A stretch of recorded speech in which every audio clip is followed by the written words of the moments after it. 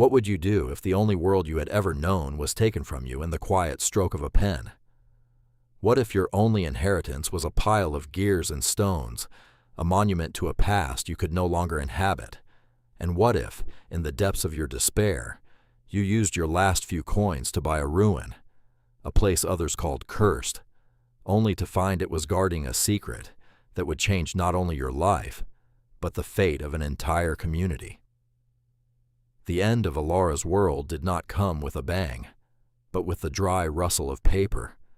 Her uncle, Silas, a man whose heart seemed to be made of the same cold, unyielding granite as the northern hills, laid the documents on the heavy oak table her father had built.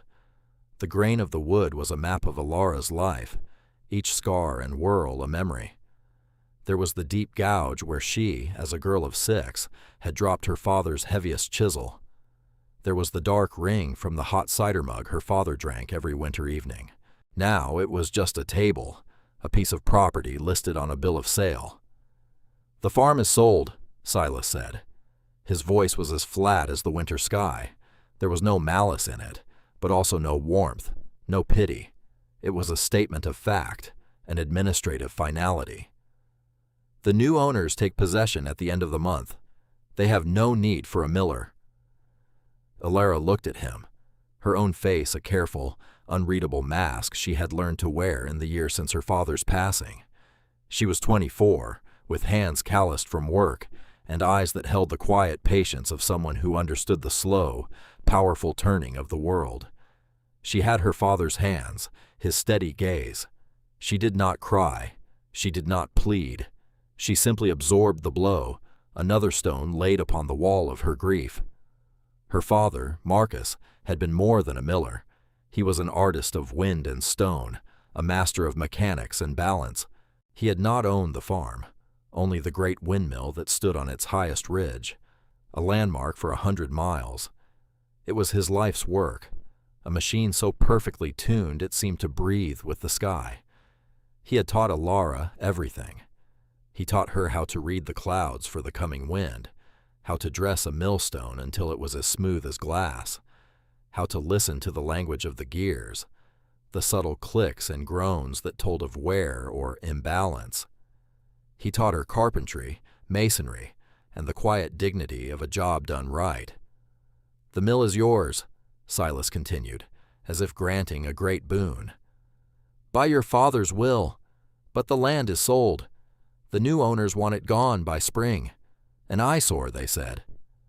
He pushed a small, thin envelope across the table. "This is what's left from the estate, after debts. Your final settlement." Inside were a few worn banknotes, an insulting pittance, enough to live on for a month, maybe 2. It was the price of her life, the severance pay for a childhood. She took the envelope without a word. Her inheritance was not the money. It was the windmill, a 6-story tower of stone and timber that was legally hers, but practically impossible to move. A monument she was now ordered to dismantle or abandon. In the days that followed, Alara worked with a silent, methodical fury. She did not pack clothes or keepsakes. She packed the heart of the mill. Using the complex system of blocks and tackles her father had designed, she painstakingly disassembled the intricate machinery. The massive gears, carved from ironwood and bound with steel, were lowered to the ground. The runner stone, weighing more than a ton, was carefully crated. The fantail, the windshaft, the great brake wheel, each piece was cataloged and prepared for a journey to a destination she did not know. The townsfolk who came to watch saw a young woman dismantling her own home, and they mistook her focused competence for a cold lack of feeling. They did not see the way her hands lingered on the worn wood, or the silent tear that fell and mixed with grease and sawdust as she unseated the main shaft from its bearings. Her most precious possession, the one thing she kept on her person, was her father's plumb bob. It was a small, heavy tool made of solid brass, shaped like an elegant teardrop and polished smooth by a lifetime of use. Her father had called it his truth-teller. It never lied, he would say. Gravity was honest. He had taught her to use it not just for finding a true vertical, but for understanding the essence of balance in all things, from a stone wall to a spinning gear. It was his guidance, his philosophy, made tangible and heavy in her palm. On the last day of the month, with the core of the windmill carefully stacked and covered by tarps, Alara packed a single canvas satchel. It held a change of clothes, a small pouch of the settlement money, and a selection of her father's finest hand tools, a dovetail saw, a set of chisels, a small adze, and the brass plumb bob, which she tucked into an inner pocket where its weight was a constant, reassuring presence against her side. She walked away from the farm, from the hollow stone shell of the mill, and did not look back. Her journey was one without a map.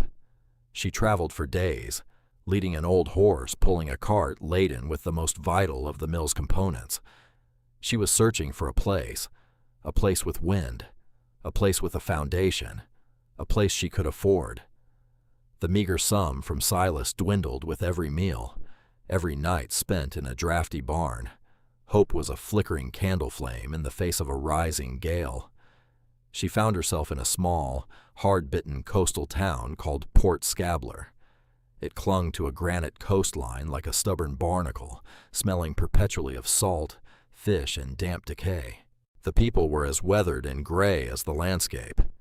In a grimy tavern, nursing a cup of weak tea, she overheard a conversation between two fishermen. "County's finally selling off the salt spire," one said, his voice raspy. "For back taxes.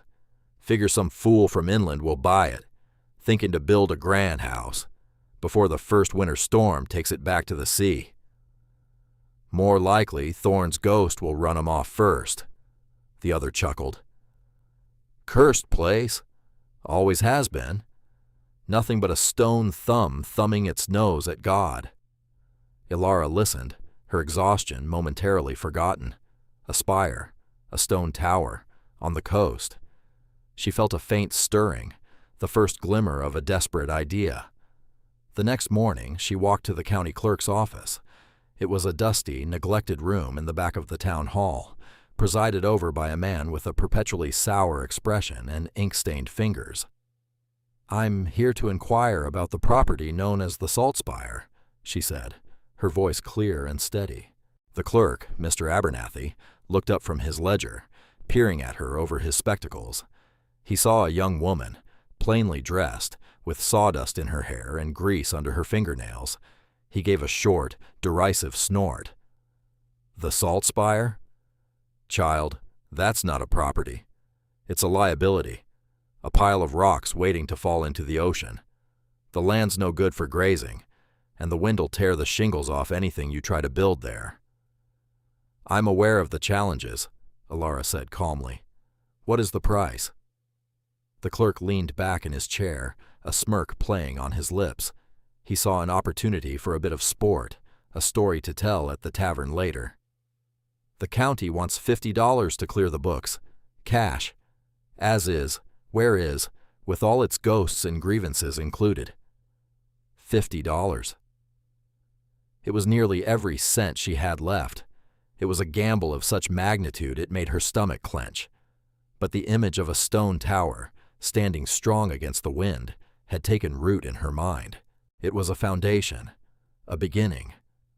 She reached into her satchel and slowly, deliberately, counted out the worn banknotes onto the dusty counter. The clerk's smirk faded, replaced by a look of stunned disbelief. He had expected her to laugh and walk away. He had not expected this quiet, solemn finality. He stamped the deed with a loud, echoing thud, the sound of a door slamming shut on her old life and a rusty hinge creaking open on a new one. He pushed the document across the counter. "It's your funeral, miss," he said, shaking his head. "No," Alara replied, tucking the deed safely away. "It's my foundation."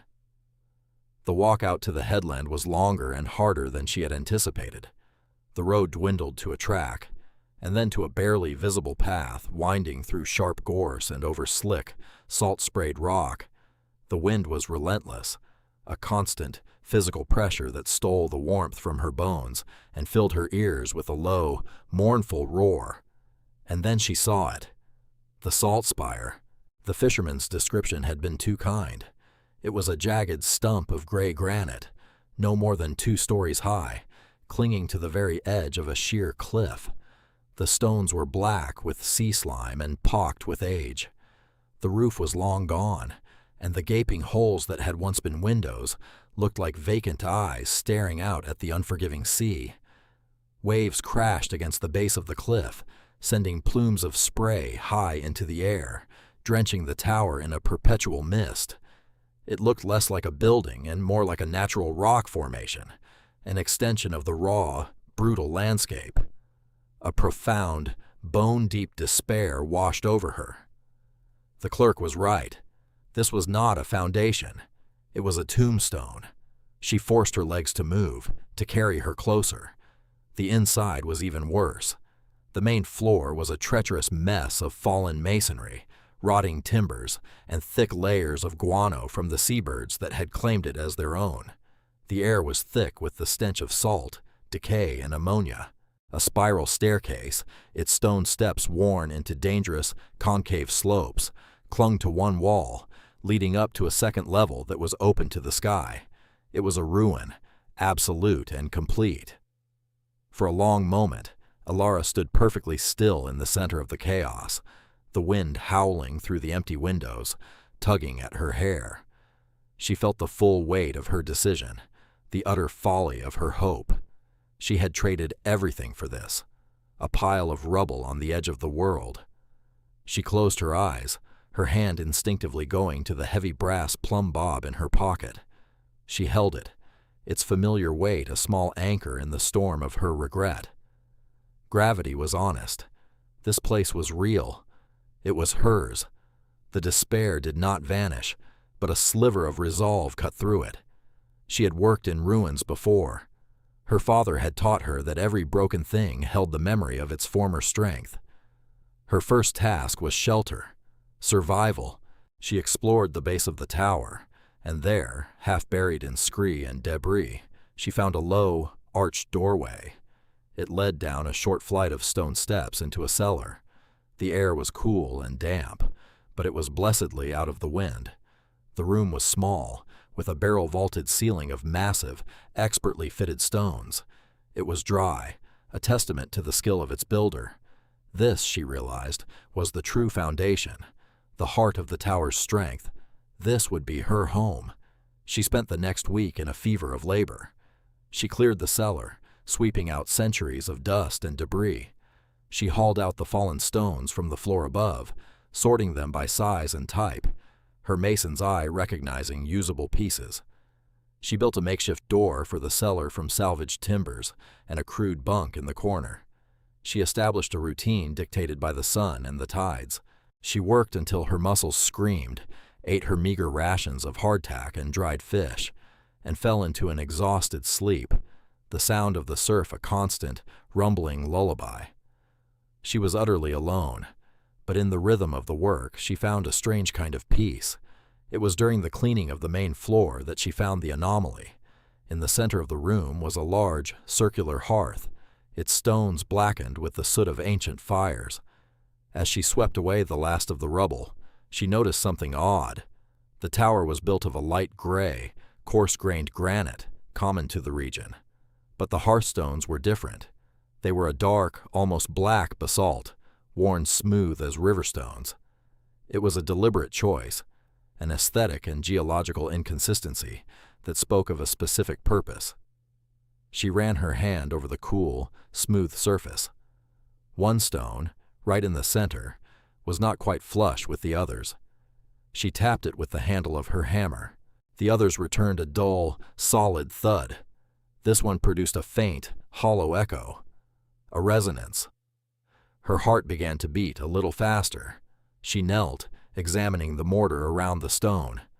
It was finer than the coarse lime mortar used elsewhere in the tower, and it seemed to be of a different composition.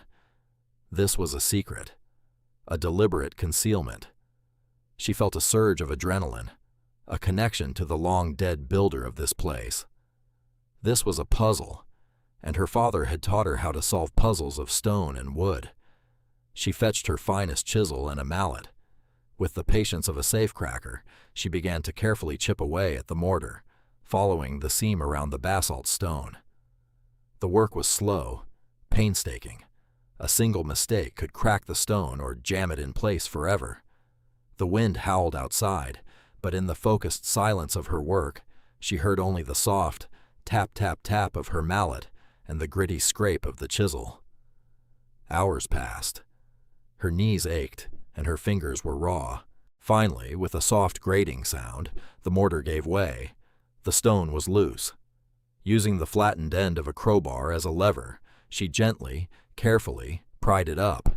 It was heavy, a solid block of basalt nearly a foot thick. As it lifted, it revealed not earth or rubble, but a dark, square cavity beneath.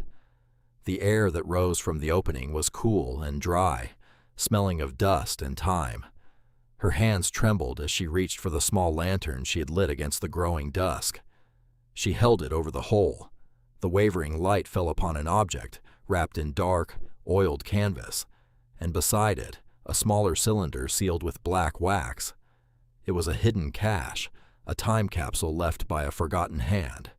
With a sense of reverence, she lifted the larger package out. It was heavy, far heavier than its size suggested. She unwrapped the stiff, cracking canvas. Inside, nestled in what looked like dried seaweed, were stacks of gold coins. They gleamed in the lantern light, their surfaces pristine, bearing the profiles of kings and queens long dead. It was a fortune, more money than she had ever seen, more than her uncle had received for the entire farm. For a moment, she could only stare, breathless. This was survival. This was the means to rebuild. But it was the second object that truly held her. She carefully lifted out the wax-sealed cylinder. It was a chart case made of tin. She broke the seal, her fingers fumbling slightly. The wax crumbled, dry as dust. Inside was a tightly rolled sheaf of paper, tied with a faded ribbon. She untied it and carefully unrolled the brittle pages on the floor. It was a letter, written in a bold, elegant hand. The ink faded from black to a rusty brown. The letter began, "To whomever finds this, be you scavenger or scholar, I offer you greeting. My name is Captain Elias Thorne, and this tower is my final work."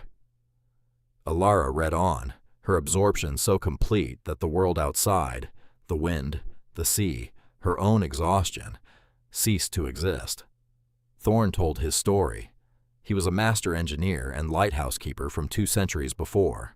He had designed revolutionary new lighting mechanisms and lens systems, patents that were stolen by a treacherous business partner who left him ruined and disgraced. Betrayed and heartbroken, he had used the last of his hidden funds to build this tower on this remote point of land, a place he called his Fortress of Solitude. "They called me mad," he wrote, "for building on this forsaken rock. But I did not build for shelter alone. I built for purpose. This tower is more than stone and mortar. It is a foundation designed to harness the magnificent, relentless power of the wind. Its walls are thick, its base is deep, for I had intended to mount a great engine upon it, a machine to draw water, to power a beacon, or to turn a mighty lathe, a machine to make this stone sing with the wind again. But my funds ran out, and my time grew short."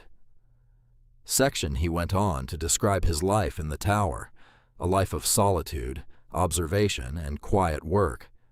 He wrote of the seabirds as his only companions, of the beauty of the storms, of the peace he found in his self-imposed exile.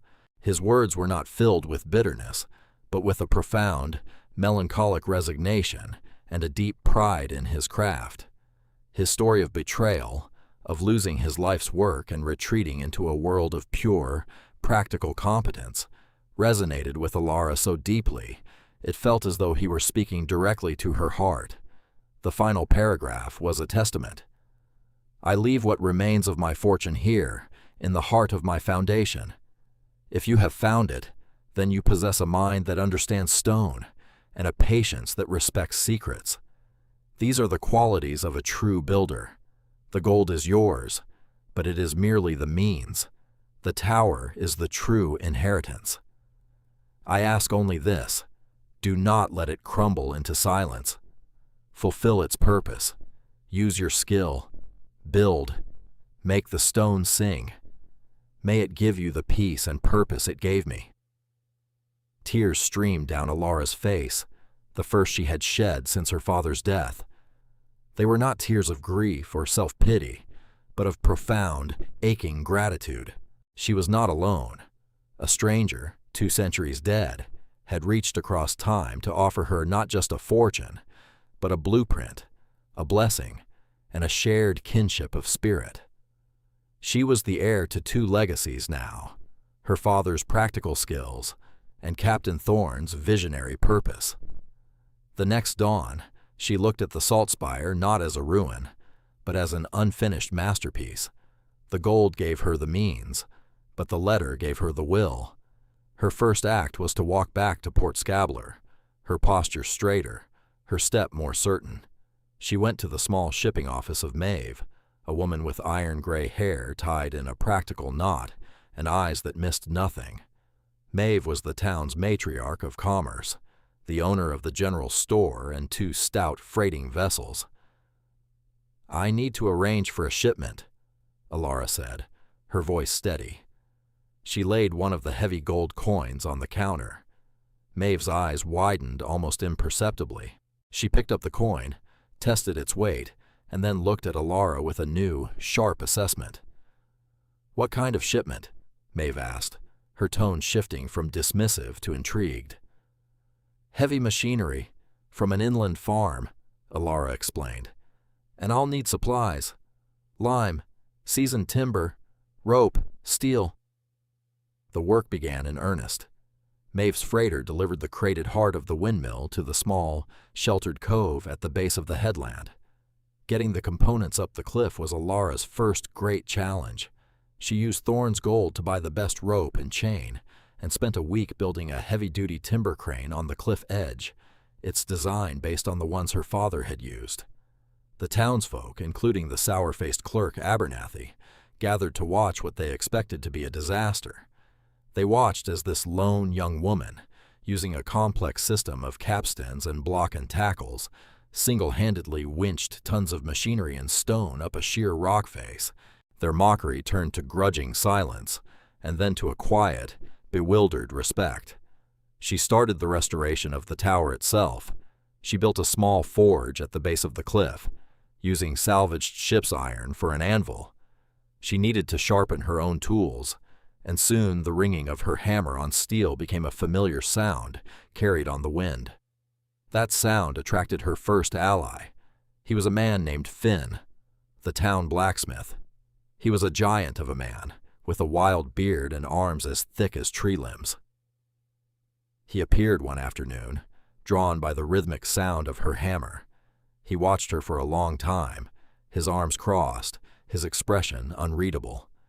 He watched her heat a chisel in the coals, draw it out, and expertly dress the edge with clean, precise hammer blows, then quench it with a practiced hiss. "You know your way around a forge," he rumbled. It was not a question. "My father taught me," Alara said, not stopping her work. "The steel is poor," Finn stated, gesturing with his chin at her makeshift anvil. "And your bellows are weak. You're losing the heat." He looked at the tower, then back at her. "My forge is a mile down the coast. The anvil is true. The bellows draw a proper fire. You can use it. In return, you can help me with a new trip hammer design I've been working on. You understand gears." It was an offer of partnership, made between 2 masters of their craft. It was not charity. It was a transaction of mutual respect. Alara agreed. Theirs became a friendship forged in fire and steel, built on a shared language of mechanics and a disdain for wasted words. Finn helped her fabricate the custom iron fittings she needed to mount the windmill's main shaft to the tower's stone cap. Maeve became her second ally.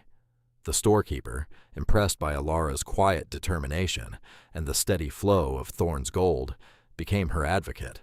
She made sure Alara received the best timber, the strongest rope, and fair prices. She began taking a personal interest, bringing Alara hot stew and fresh bread on her supply runs, her practical maternal instincts overriding her sharp business sense. She saw in Alara not a foolish girl, but a reflection of her own younger self, a woman making her own way in a hard world. Her third ally was the oldest of them all. Ronan was an elderly fisherman and the town's unofficial historian, a man whose memory was as long and deep as the sea itself. He approached her one evening as she sat on the cliff edge, studying the plans for the windmill she had redrawn from memory. "You're waking up the old captain," he said, his voice a soft, weathered rasp. He sat beside her, unafraid. "The town thinks this place is cursed by his ghost, but I know the stories my grandfather told me. Thorn wasn't a ghost. He was just a man who was wronged, who came here to finish his work in peace." Ronan told her the local legends, stories that confirmed and fleshed out the words in the letter. He taught her the secrets of the local weather, how to read the tide lines on the rocks, which storms were dangerous and which were mere bluster. His knowledge was as vital as Finn's steel or Maeve's supplies. With her allies and her renewed purpose, the salt spire was transformed. The walls were repointed, the stones reset. A new cap of heavy interlocking timbers was built on top of the tower, a platform for the windmill. Slowly, painstakingly, the great machine was reassembled. The windshaft was hoisted into place, the massive gears meshed together with tolerances as fine as a watchmaker's. The sails, newly sewn from heavy canvas by Maeve, were fitted to the stocks. Mr. Abernathy, the county clerk, finally let his curiosity get the better of him. He made the trek out to the headland one blustery afternoon, expecting to find Alara defeated, her project abandoned. Instead, he found a restored stone tower, a fully assembled windmill turning slowly in the breeze, and a small, bustling community of purpose. He saw Finn unloading a cart of newly forged ironwork. He saw Maeve directing 2 of her men as they unloaded supplies. He saw Ronan pointing out to sea, advising Alara on the angle of her new storm shutters. Abernathy stood there, his mouth agape, the mockery he had prepared dying on his lips. He was a man who dealt in paper and taxes, in profits and losses. He could not comprehend this world of stone, steel, and collaborative effort. He turned and walked away without a word, his own smallness a bitter taste in his mouth. The day finally came when the work was complete. Alara stood at the base of the tower, her hand on the great brake lever. Finn, Maeve, and Ronan stood with her. With a deep breath, she released the brake. The massive sails caught the wind, and with a low, deep groan of timber and a soft whirring of perfectly balanced gears, the salt spire came to life. The great shaft began to turn, its power flowing down through the tower. Captain Thorn's stone was singing with the wind. But this was not a mill for grinding grain. Alara, in consultation with Finn and the fishermen, had adapted her father's designs for a new purpose. She had built a power takeoff from the main shaft. One system of belts and gears ran down the cliff face to a long camshaft, powering a massive new set of bellows for Finn's forge, allowing him to work larger pieces of steel than ever before.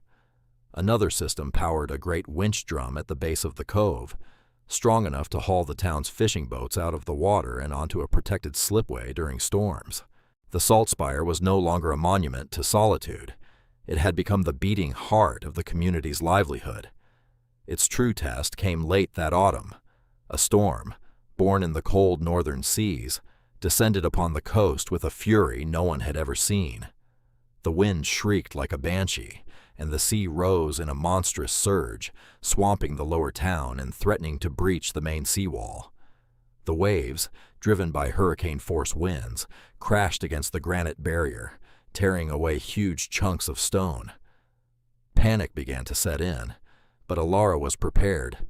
The salt spire stood firm, its ancient stones shrugging off the waves as they had for 2 centuries. The tower became a refuge. She brought Maeve and her family, Ronan, and several others into its solid embrace.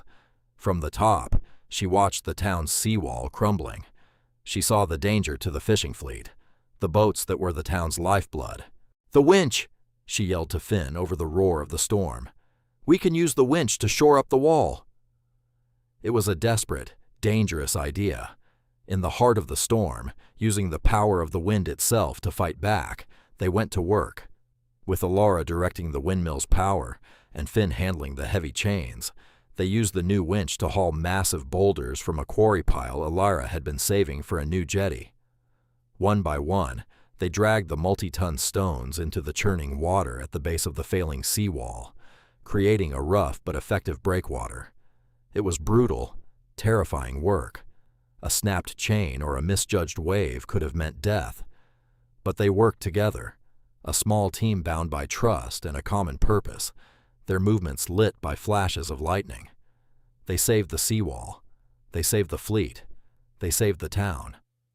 When the storm finally broke, the dawn revealed a scene of devastation in the lower town, but also one of survival. The heart of Port Scabler had held, protected by the very folly they had once mocked. Alara, standing on the tower's walkway, exhausted but resolute, was no longer an outsider. She was the keeper of the salt spire, the woman who had harnessed the wind to protect them all. In the quiet years that followed, the salt spire became a beacon of a different kind. Its steady, predictable power changed the fortunes of the small town. Finn's forge produced tools and marine hardware, renowned up and down the coast. The safe harbor created by the winch and the new jetty Alara built attracted more boats.